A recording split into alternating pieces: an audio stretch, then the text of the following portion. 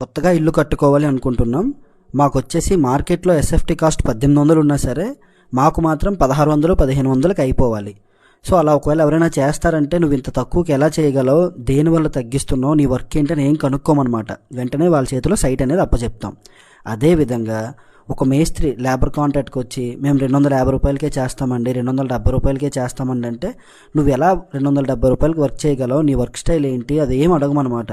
మాకు తక్కువకి ఎవరు పని చేస్తే వాళ్ళే కావాలి.